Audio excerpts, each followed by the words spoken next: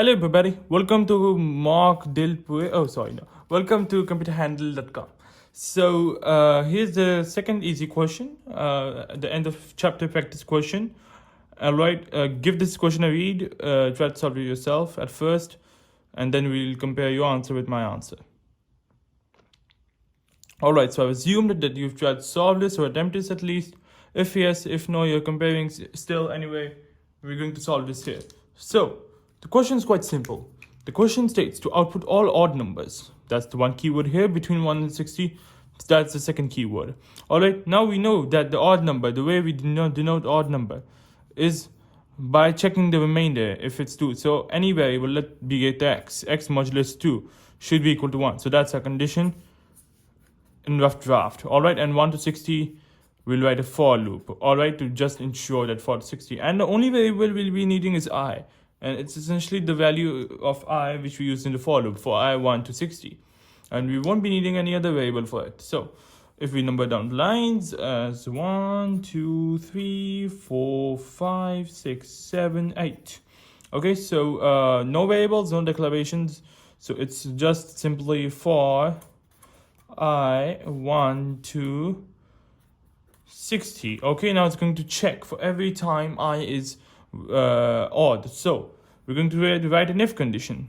Alright, so if the value of I modulus 2 is equal to 1, then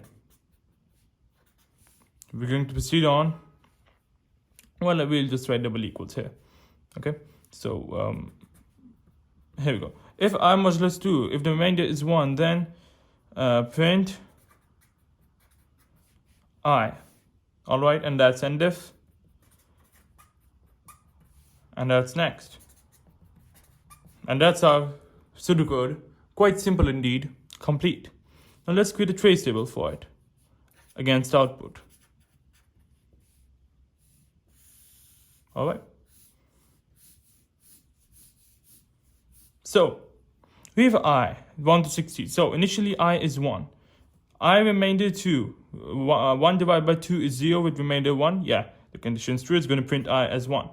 Then loop will repeat. For the second time, I will be 2. Alright, and then 2 divided by 2 is 1. No remainder. Remainder is equal to 0. Condition is not true. It's not going to go through the if statement. It's going to directly jump on to the next. So the output will be left blank. Then we'll head to I is equal to 3. It will increment by 1. The next helps I increment by 1. Remember that. So 3 divided by 2 is 1 with remainder 1. Yeah, the condition is true. It's going to print I. So 3 is going to print. And same for only odd numbers. It's going to print all odd numbers till it actually goes to 60. And it's not going to print 60 itself because 60 is even. However, the last number it's going to output is 59. All right, and that's it for this lecture and this question. So all what was important for us to understand here is how we use the value for I to actually vary the output depending on this condition. And that's it for this lecture. Thank you for viewing this lecture at computerhandle.com.